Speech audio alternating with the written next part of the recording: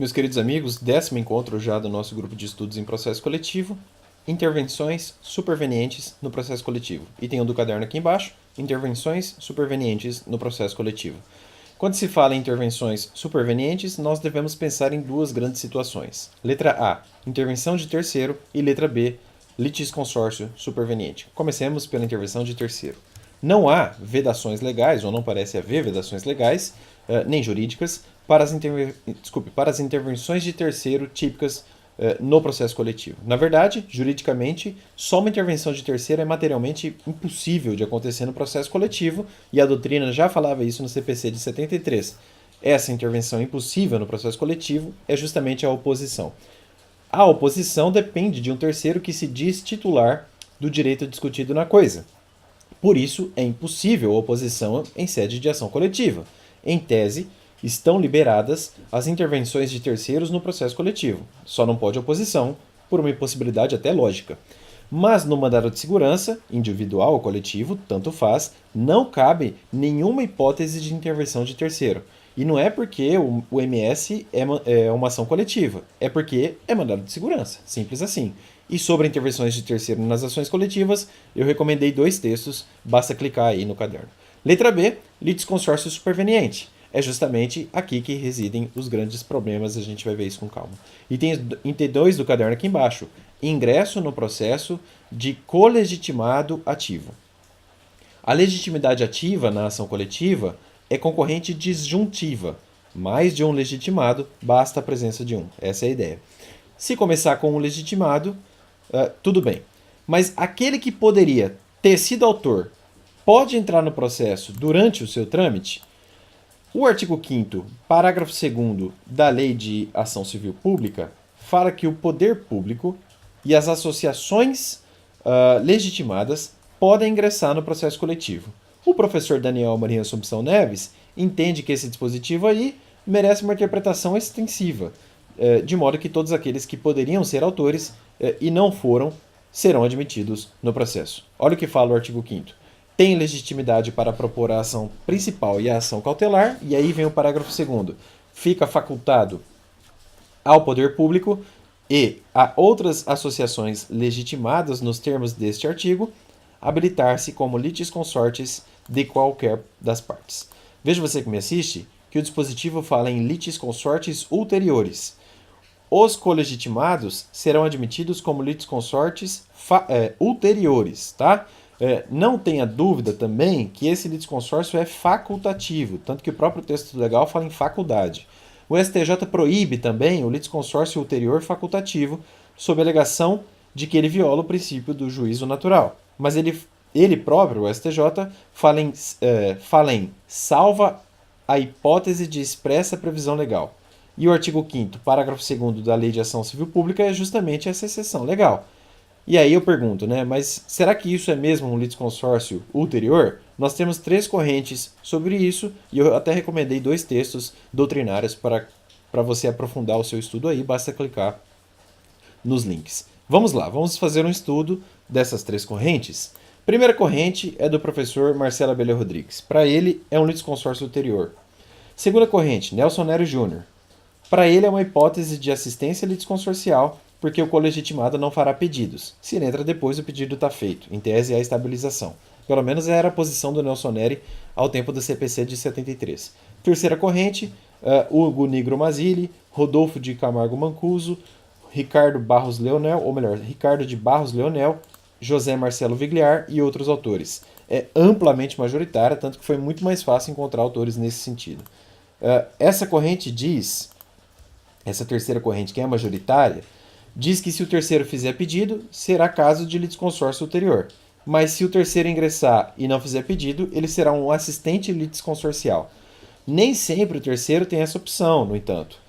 Para que o terceiro possa fazer pedidos, porém, será preciso respeitar, ou pelo menos era preciso respeitar, aquela regra que constava do CPC de 73, né? Que acabou não sendo repetida no CPC de 2015, né? Aquela ideia de que depois da citação é defeso ao autor mudar ou aumentar os pedidos.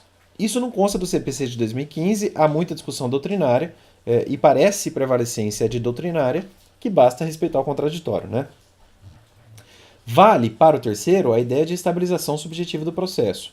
Corrobora esse entendimento o artigo 6º, parágrafo 5º da Lei de Ação Popular, que prevê ser faculdade de qualquer cidadão se habilitar como litisconsorte ou como assistente do autor. Olha o que fala o artigo 6º, parágrafo 5º da Lei de Ação Popular. Sexto, caput. A ação será proposta contra as pessoas públicas ou privadas e as entidades referidas no artigo 1º, contra as autoridades, funcionários ou administradores que houverem autorizado, aprovado, ratificado ou praticado o ato impugnado ou que, por omissas, tiverem dado oportunidade à lesão e contra os beneficiários diretos do mesmo. Aí vem o parágrafo 5º. É facultado a qualquer cidadão habilitar-se como litisconsorte ou assistente do autor da ação popular. Veja você que me assiste que a Lei de Ação Popular, a mais antiga de todas, já previa justamente que o colegitimado pode ser litisconsorte do autor ou mesmo assistente litisconsorcial do autor. Parece ser, portanto, o melhor entendimento até pela ideia de núcleo duro, né? Não é sem razão que é até amplamente majoritário na doutrina e não parece... eu não senti mudança na doutrina depois do CPC de 2015. Note também, você que me assiste, que o artigo 10, parágrafo 2º da Lei do Mandado de Segurança trata do litisconsórcio ativo ulterior, com a previsão de que ele só pode ser formado até o despacho da petição inicial. Só que esse dispositivo aí só se aplicaria, ou melhor, só se aplica ao mandado de segurança individual. Essa limitação temporal para formar litisconsórcio ativo ulterior é incompatível com o mandado de segurança coletivo. Por isso, deixa eu só corrigir uma coisa aqui, segurança coletivo. Por isso é que no mandado de segurança coletivo aplica-se justamente o artigo 5º, parágrafo 2º da Lei de Ação Popular. Ou melhor, da Lei de Ação Civil Pública, desculpe, eu me equivoquei. Por ser regra geral da ação coletiva. Ou seja, não existe um momento preciso para que exista um litisconsorte ulterior no mandado de segurança coletiva. Olha só o que fala o artigo 10, parágrafo 2º da Lei do Mandado de Segurança. Artigo 10, caput. A inicial será desde logo indeferida, por decisão motivada, quando não for o caso de mandado de segurança ou lhe faltar algum dos requisitos legais, ou quando decorrido o prazo legal para a impetração. Até aí tudo bem. Aí vem o parágrafo 2º. O ingresso de litisconsorte ativo não será admitido após o despacho da petição inicial. Como eu falei, esse dispositivo aí só serve, repito, para o MS individual. Para o coletivo, a gente usa o 5º parágrafo 2º da Lei de Ação Civil Pública, que é uma regra geral de ação coletiva. Lembra do núcleo duro? Essa é a ideia. Mais ainda, só colegitimado pode ingressar no processo, como assistente litisconsorcial ou como litisconsorte ulterior, tanto faz. Se o sujeito não tem legitimidade para a propor ação, também não terá legitimidade para assumir o seu polo ativo. Só pode vir depois se desde o início poderia estar ali. Essa é a ideia. Só que essa regra tem uma exceção, que é a seguinte: a doutrina permite que o cidadão ingresse a doutrina permite que o cidadão ingresse na ação civil pública que tem o mesmo objeto de uma ação popular. Olha como isso pode ser confuso. A ideia aqui é evitar a pluralidade de ações idênticas. Conclusão da doutrina majoritária. Fred Didier, José Marcelo Vigliar, Kleber Masson. O legitimado ordinário, que desiste ou abandona, gera extinção do processo porque o cidadão não pode conduzir sozinho uma ação civil pública. Nesses casos aí, bem raros, tá? O Daniel Amorim Assumpção Neves defende que, na verdade, o ideal seria converter a ação civil pública em ação popular, deixando o processo seguir. A ideia de manter o mérito analisável. Eu acho que o Daniel Amorim tem razão nesse ponto. Contanto que o objeto que era da ação civil pública seja abarcável por uma ação popular, né? Se a ação popular não defenderia o direito que estava sendo defendido em juízo, aí não dá para aplicar essa ideia do Daniel Amorim. Me parece que é o caso, tá? Item 3 do caderno. Intervenção do indivíduo na ação de direito individual homogêneo. O artigo 94 do Código de Defesa do Consumidor traz a pitoresca possibilidade, e é bem estranho mesmo, tá? De, numa ação de direito individual homogêneo, o indivíduo ingressar como litisconsorte ulterior do autor. Olha como isso é estranho. Veja o 94 do CDC. Eu vou ler aqui. Proposta a ação será publicado edital no órgão oficial a fim de que os interessados possam intervir no processo como litisconsortes, sem prejuízo de ampla divulgação pelos meios de comunicação social por parte dos órgãos de defesa do consumidor.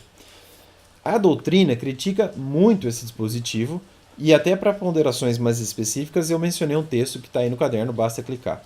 Em primeiro lugar, essa previsão aí do 94 do CDC que eu acabei de ler desmoraliza o autor da ação.